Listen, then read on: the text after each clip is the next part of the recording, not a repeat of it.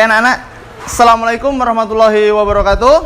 Waalaikumsalam warahmatullahi wabarakatuh. Jumpa lagi dengan Bapak pada pelajaran sosiologi ya hari ini.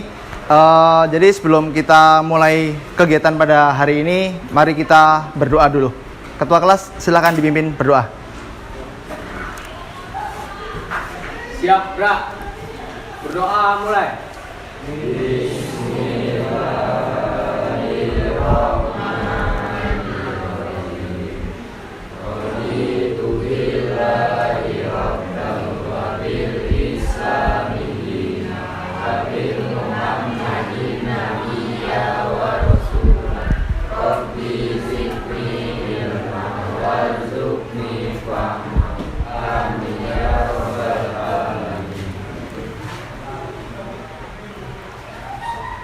Berdoa selesai, beri salam kepada Bapak Guru. Assalamualaikum warahmatullahi wabarakatuh. Waalaikumsalam warahmatullahi wabarakatuh. Apa kabar hari ini? Baik, Pak. Baik. Oke, sebelum kita belajar, kita biasakan untuk hidup sehat ya. Jadi kebersihan itu kan sebagian dari iman. Jadi tolong itu ada karet, tolong diambil, dibersihkan. Ya, jangan sampai ada sampah-sampah berserak ya. Oke, kemudian sebelum kita belajar, Bapak mau melakukan absensi dulu ya.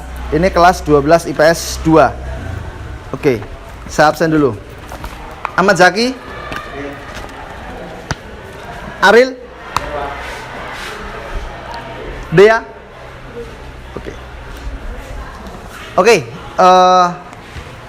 selanjutnya sebelum kita belajar ya, alangkah baiknya kita menyanyikan lagu nasional dulu. Sebagaimana kita sebagai warga Indonesia ya, untuk menang jasa para pahlawan dulu. Kita masuk lagunya lagu tradisional dulu ya, lagu daerah ya.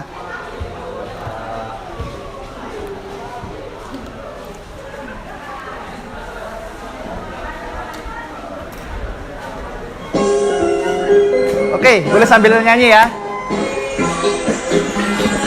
Waalaikumsalam warahmatullahi wabarakatuh. Keluar. Gundul, gundul, ayo sambil nyanyi, boleh?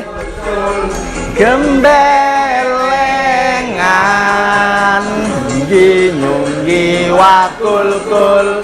Gembelengan, wakul glimpang segane dadi sak latar. Kul glimpang segane dadi sak latar.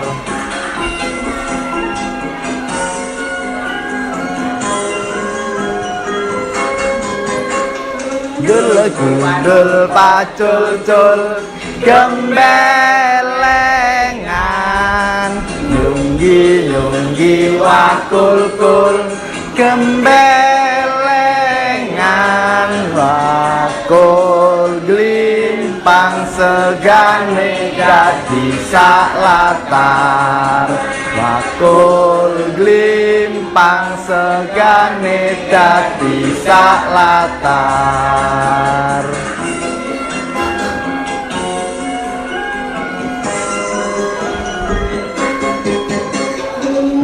Gundul pacul-cul gembelengan, nyunggi-nyunggi wakul-kul. Gembelengan wakul glimpang segane dadi sak latar.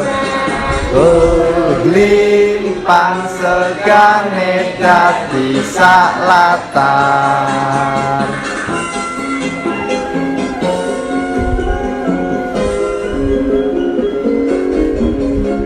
Oke, plus buat kita semua. Ada yang tahu lagu ini lagu dari mana? Dari Jawa ya, dari Jawa. Tahu mana dari lagu ini nggak? Gundul-gundul pacul. Ada yang tahu? Saya kasih tahu. Gundul-gundul pacul ini adalah sebuah simbol di mana gundul itu adalah kepala ya. Kalau orang Jawa gundul itu kepala. Kepala itu sebagai seorang pemimpin. Di mana ketika seorang pemimpin gembelengan atau gembelengan, sombong, congkak ya kan. Akhirnya ketika dia terlalu congkak, terlalu sombong, dia pasti akan terjatuh. Makanya sego bakul gelimpang ya, segane dadi sak latar. Jadi kesalahan dia itu akan menjadi permasalahan yang berat di lingkungannya. Itu ya. Itu lagu dari Gundul-Gundul Pacul. Makanya kita sebagai seorang siswa, sebagai seorang pelajar harus tetap rendah hati dan tidak boleh sombong ya. Oke.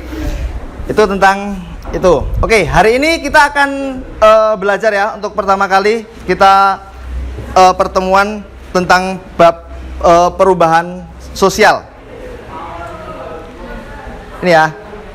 Faktor penyebab perubahan sosial. Boleh kalian keluarkan buku paketnya? Ini untuk pertemuan pertama ya. Setelah kemarin kita libur ya. Jadi ini adalah pertemuan pertama kita. Kita masuk ke bab baru, yaitu perubahan sosial. Nah, dalam perubahan sosial ini sebelum masuk ke materi, ada beberapa tujuan ya.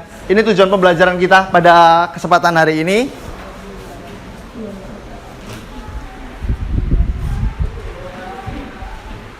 Nah, setelah mengikuti kegiatan pembelajaran dengan menggunakan pendekatan saintifik, model pembelajaran PBL, peserta didik mampu satu, mendeskripsikan hakikat penyebab perubahan sosial dengan benar.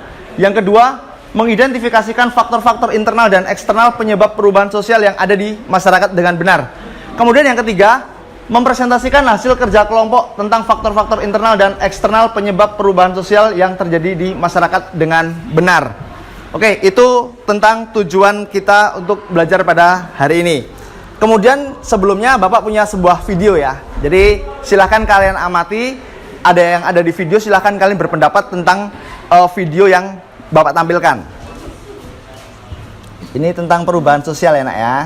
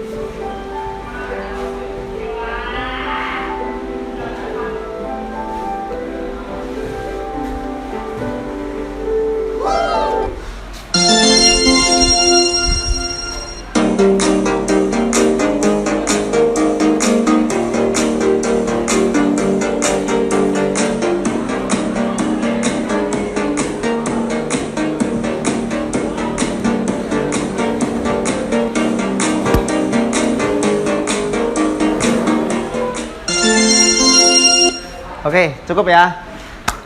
Silakan acungkan tangan. Apa yang kalian lihat dari video ini? Perbedaan masa dulu sama sekarang, Pak. Perbedaan.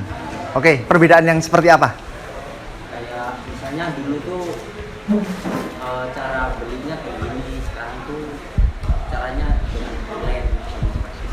Oke, yang lain. Oh, oke, Septian, silakan. Teknologi semakin canggih. Ya, terus? Dulu membaca Nah. pemesan di warung, sekarang dengan teknologi sebelum canggih bisa dibeli online.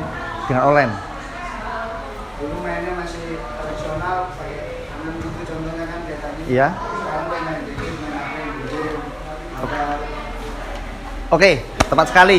Jadi ini adalah sebuah gambaran ya, di mana perubahan sosial itu yang terjadi di dalam kehidupan kita.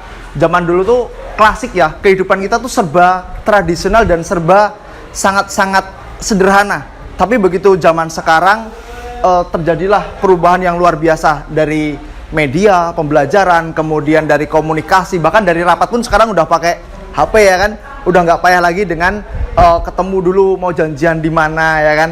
Akan tetapi itu nanti pasti akan punya akibat ya, dampak entah positif ataupun negatif. Faktor penyebab perubahan sosial itu apa? Ada yang bisa menjelaskan nggak? Kira-kira apa sih yang menjadi faktor penyebab perubahan sosial? Ada yang bisa? Ya, silakan.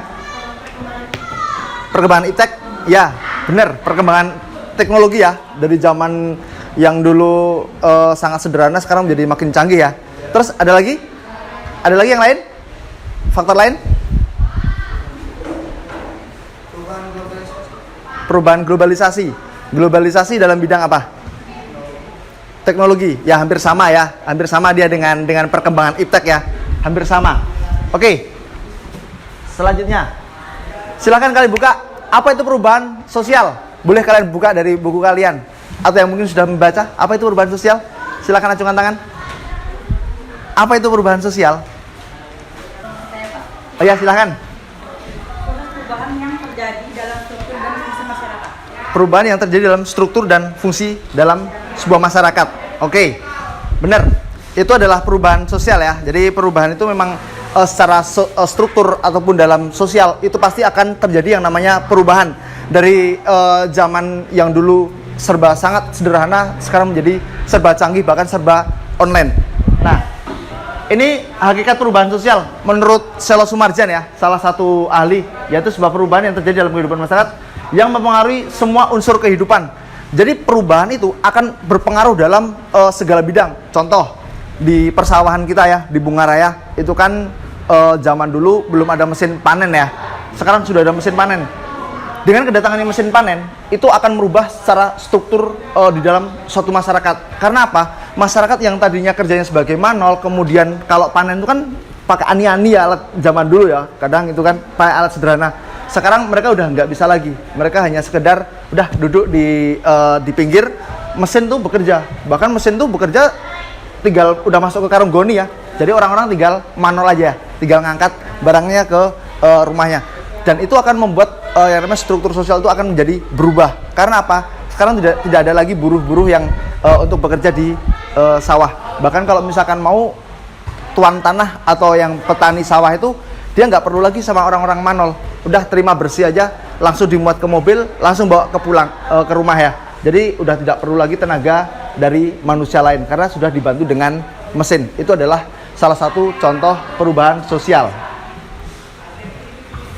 Kemudian ini ada beberapa faktor ya, ada 2 faktor ya perubahan sosial, yaitu faktor yang internal dan eksternal. Faktor internal yang pertama adalah bertambah atau berkurangnya penduduk, kemudian penemuan baru, kemudian pertentangan masyarakat, pertentangan ya atau konflik, kemudian terjadinya pemberontakan atau revolusi. Kemudian faktor eksternal, apa aja Septian? Coba dibaca faktor eksternalnya. Silakan dibaca itu, faktor eksternal apa? Dibaca di sana, itu dibaca. Faktor penyebab perubahan sosial. Atau Mirna? Ya? Yang depannya ya, Bang. Oh, nggak kelihatan. Oke, bentar. Nah, kelihatan nggak? Kelihatan? Oke, silakan dibaca. Faktor eksternalnya apa? Faktor eksternal, Ya? hubungan fisik, Ya? peperangan, pengaruh kebudayaan lain. Oke, kita bahas mulai yang pertama dulu ya. Bertambah atau berkurangnya jumlah penduduk. Bisa kalian baca di situ ya. Jadi ketika suatu daerah penduduknya itu bertambah, pasti yang namanya lapangan pekerjaan pasti akan semakin luas atau semakin sempit. Semakin sempit ya. Karena apa? Semua orang tuh akan berebut. Sama ketika kalian nanti lulus, kalian lulus dari SMA, seangkatannya ada berapa orang? Berapa ratus orang ya? 130 kurang lebih. Belum lagi ditambah dari SMA sebelah, belum lagi dengan SMK. Nah, ketika kalian ingin bekerja, pasti kalian harus bersaing. Karena apa? Ketika ada lowongan pekerjaan di kantor camat misalkan, ya kan, dibutuhkan 2 orang, dari berapa ratus orang harus bersaing menjadi memperebutkan 2 jabatan, iya nggak? Nah, itu akan mempersulit. Karena apa? Kalau misalkan kalian tidak bisa bersaing di situ, kalian tidak akan bisa melakukan suatu perubahan. Oke? Itu bertambah penduduknya. Ini tentang berkurangnya penduduk, ini kayak transmigrasi ya, atau urbanisasi. Kalau biasanya kan urbanisasi, ketika kita di kampung udah padat ya penduduknya, kemudian lapangan pekerjaan semakin sedikit, kita bisa merantau ke kota, pindah ke kota. Kenapa? Kalau di kota tuh lapangan pekerjaan memang pasti akan lebih ada ya, lebih banyak. Kayak kita jadi tukang sapu atau mungkin tukang cuci mobil aja laku di sana ya kan. Kalau di sini kan masih kurang ya kan. Karena apa?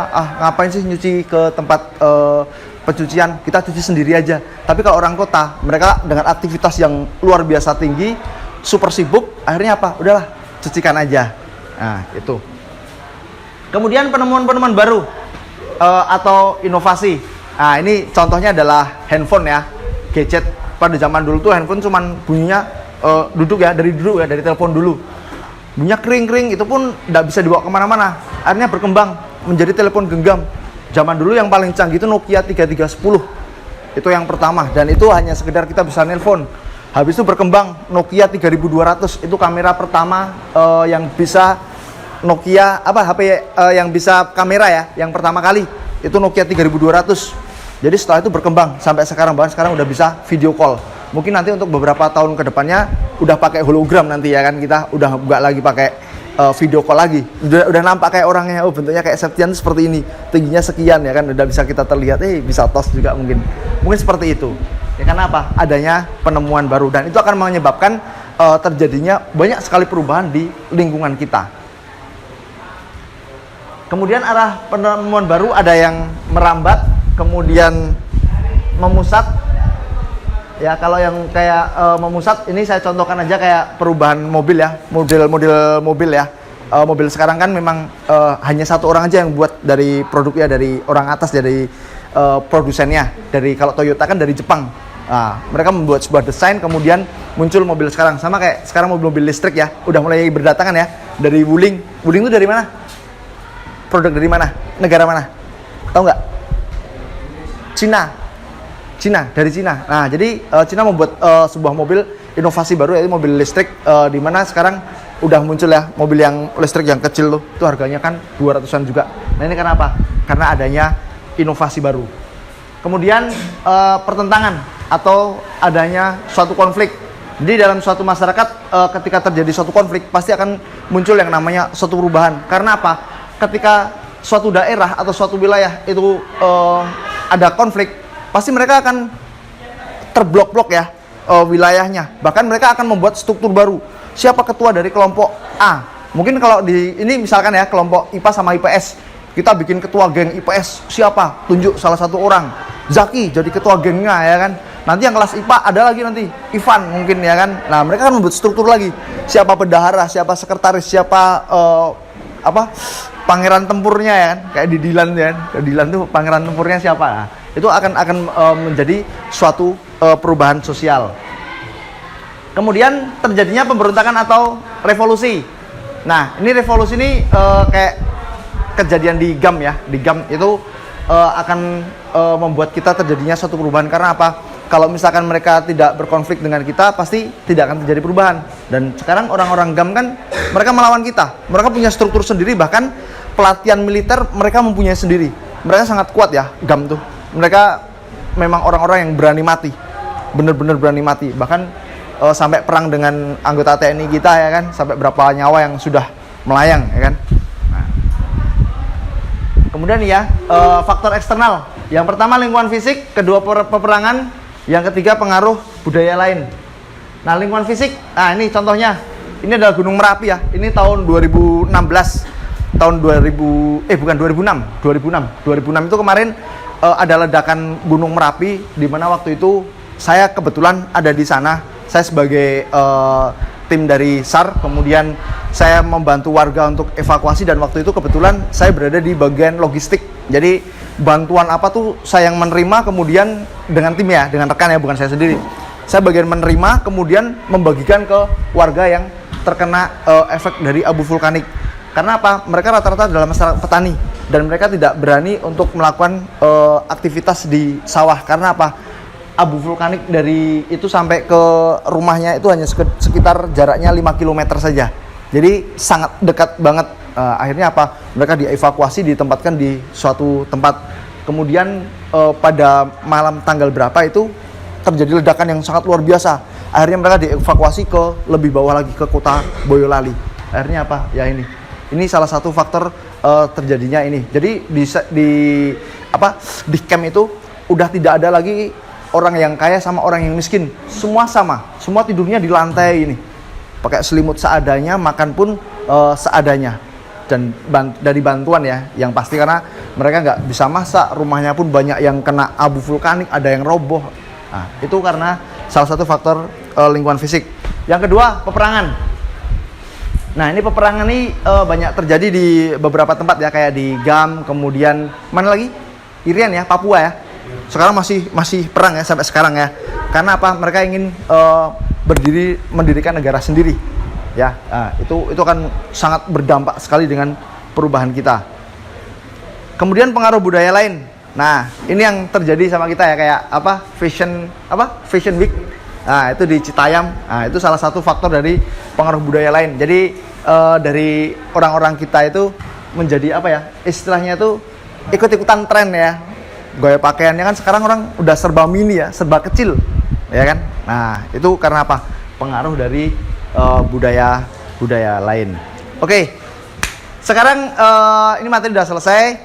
Sekarang silakan kalian membentuk 4 kelompok. 1, 2, 3, 4. Nah, berarti yang blok yang sana menggabung ya. Nanti kalian duduk berkelompok. Kemudian saya punya LKPD. Silakan dikerjakan secara berkelompok ya. Oh, ini sedikit ya, 3 orang. 3 orang gabung ke ujung sebelah sana aja. Terus ini 4 kelompok ya. Oke, silakan kalian atur tempat duduknya berkelompok menjadi 4 kelompok. Ini kelompok 1 sebelah sini, kelompok 2 sini, kelompok 3 sana, kelompok 4 situ. Oke. Ayo, kelompok sini, meja.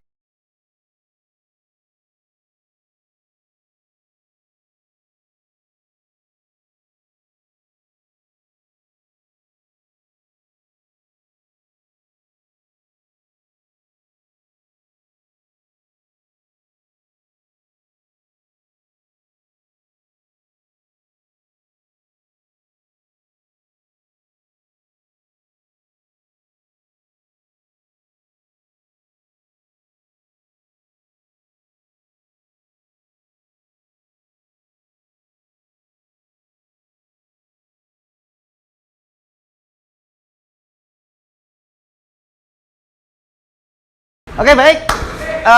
Kita mulai ya. Kita presentasi dulu. Dari kelompok berapa? 4 dulu ya? Kelompok 4 dulu.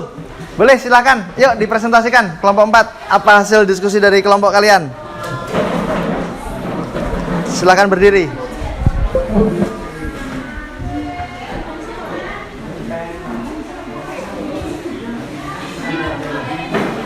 Di situ aja boleh, di situ aja. Di meja aja tegak. Di meja. Tegak situ aja. Tegak situ aja.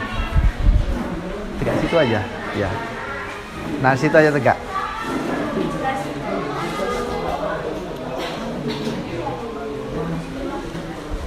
Assalamualaikum warahmatullahi wabarakatuh. Waalaikumsalam warahmatullahi wabarakatuh.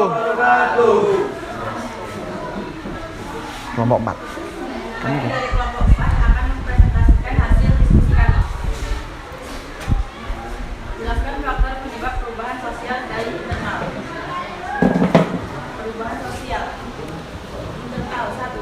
Berkembangnya ilmu pengetahuan, yaitu dengan berkembangnya ilmu pengetahuan menjadikan manusia semakin memiliki pengetahuan yang luas dan menghasilkan teknologi canggih. 2. Jumlah penduduk. Dengan bertambahnya jumlah penduduk di suatu daerah, maka dapat mengakibatkan perubahan dalam struktur masyarakat, terutama mengenai lembaga kemasyarakatan. 3. Pertentangan dan pemberontakan. yaitu konflik yang terjadi baik secara langsung maupun tidak langsung, dapat menghasilkan sebuah perubahan sosial, misalnya pergantian penguasa, adanya kesepakatan baru, maupun akomodasi dari pihak-pihak yang berkonflik.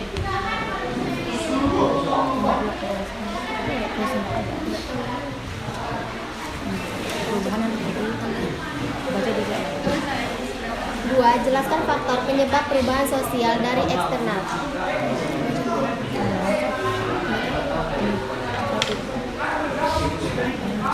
Satu, pengaruh kebudayaan masyarakat lain.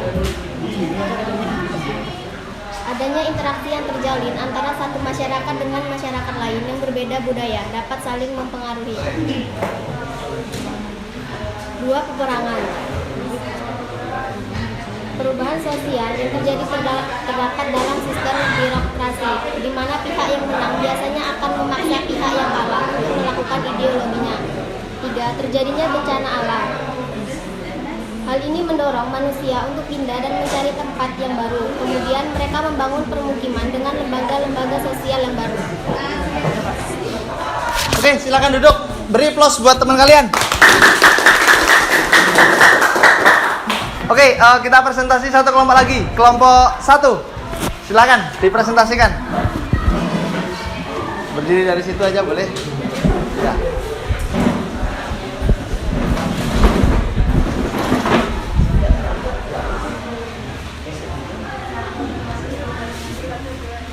Assalamualaikum warahmatullahi wabarakatuh. Waalaikumsalam warahmatullahi wabarakatuh. Di sini akan mempresentasikan tentang faktor internal dan faktor eksternal. 1. Berkembangnya ilmu pengetahuan. Contohnya, pembangunan rumah. Perubahan yang dipengaruhi oleh ilmu pengetahuan di bidang arsitektur. 2. Jumlah penduduk. Jumlah penduduk yang setiap tahunnya selalu meningkat juga menjadi faktor penyebab terjadinya perubahan sosial.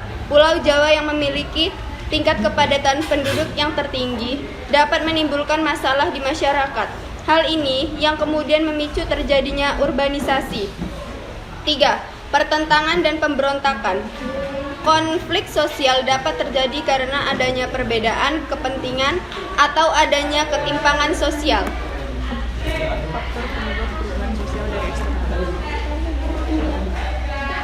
Faktor penyebab perubahan sosial dari eksternal. Pertama, pengaruh kebudayaan masyarakat lain. Pertemuan dua budaya yang berbeda dapat ditanggapi dengan berbagai macam reaksi seperti A. Demonstrasi efek. Pengaruh kebudayaan dapat diterima tanpa adanya paksaan, dan cultural animosity, saling menolak adanya pertemuan budaya. 2. Peperangan. Peristiwa peperangan yang terjadi baik perang saudara maupun perang antar negara dapat menimbulkan perubahan sosial. Perubahan sosial yang terjadi dapat dalam sistem birokrasi dan di mana pihak yang menang biasanya akan memaksa pihak yang kalah untuk melakukan ideologinya. 3. Terjadinya bencana alam atau kerusakan kondisi lingkungan fisik. Kerusakan yang terjadi pada alam biasanya dikarenakan oleh tindakan manusia itu sendiri. Sebagai contohnya, penebangan hutan secara sembarangan dapat menyebabkan banjir, tanah longsor, dan sebagainya. Sekian dari kami. Wassalamualaikum warahmatullahi wabarakatuh.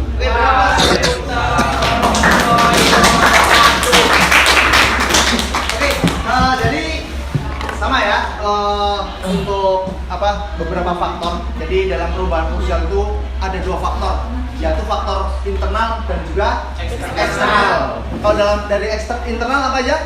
Tadi karena adanya apa?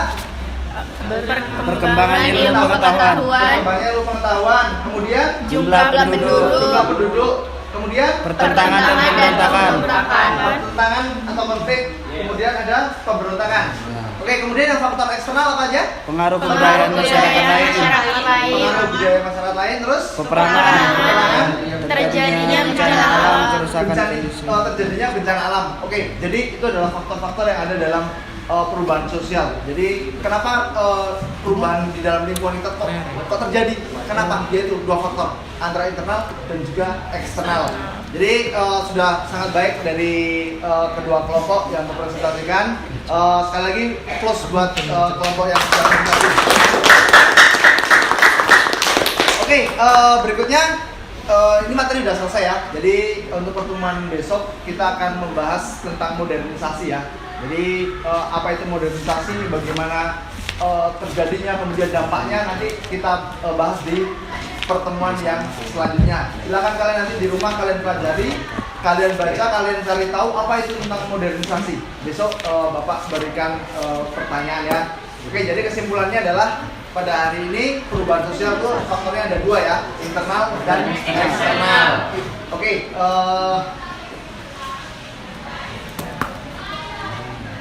kemudian untuk mengakhiri pembelajaran pada kita hari ini, kita tutup dengan berdoa ya. Jadi kita selesai untuk pembelajaran hari ini. Silakan ketua kelas pimpin berdoa. Siap, gerak. Berdoa mulai. Bismillahirrahmanirrahim.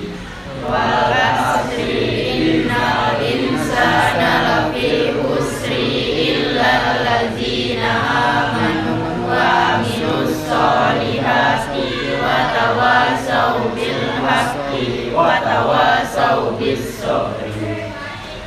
Berdoa selesai, memberi salam kepada Bapak Guru.